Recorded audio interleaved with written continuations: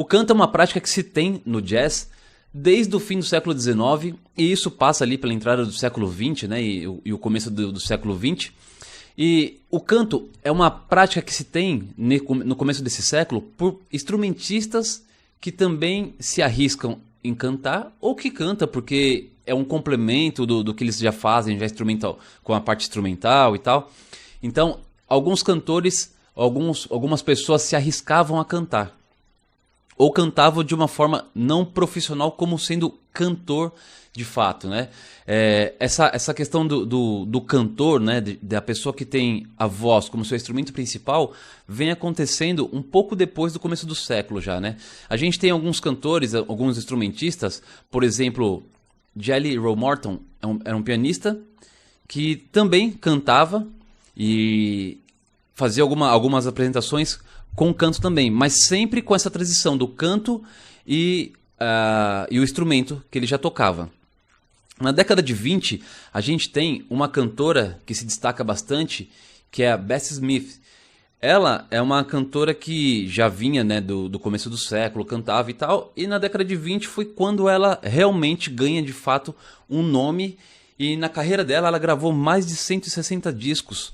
E a Bessie Smith, ela tem uma influência muito forte do blues, né? Quando a gente escuta os discos dela, a gente percebe no canto, na forma que ela canta, que ela traz muito, muito forte essa herança do blues, que é do fim do século XIX ainda.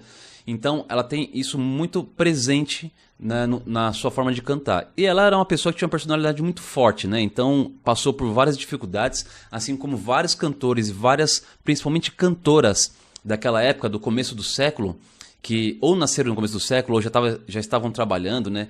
Então, geralmente essas pessoas eram pessoas pobres que tinham muita dificuldade e cantavam por quê? Na época, do começo do século XX, em New Orleans tinha cabarés, tinha igrejas, tinha as músicas que aconteciam nas ruas, tinha ópera, tinha spiritual songs, tinha tudo acontecendo ao mesmo tempo. E muito dessas pessoas que se tornaram depois cantores profissionais aprenderam ou começaram a cantar nesses lugares. E aí as casas de show, né, as casas noturnas, onde alguns soldados iam, ou as pessoas que moravam ali na região iam para se divertir, essas cantoras e esses cantores iam cantar nessas casas porque era o espaço que eles tinham para fazer o trabalho que eles aprenderam ou aprendiam durante um tempo aí. Então, a Bessie Smith foi uma cantora que veio também dessa trajetória aí do canto da rua, do canto da igreja, do canto dos bordéis e casas de show e coisas assim, né? Então ela também se apresentava aí até que conseguiu o seu espaço, e quando começou a época das gravações, ela foi uma cantora que teve bastante sucesso dentro dessa questão da profissional. Aqui a gente tem um outro cantor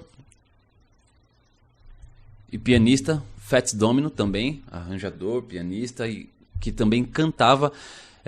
Nessa época era muito, muito comum que os músicos cantassem. Até porque quando eles iam tocar em alguns lugares que normalmente se apresentavam sozinhos, vamos dizer que ia apresentar alguma casa de show, algum bordel, alguma coisa assim, ele ia tocar piano, que o piano era uma forma ali da música estar acontecendo, porque não tinha formações grandes dentro das casas, eram formações menores.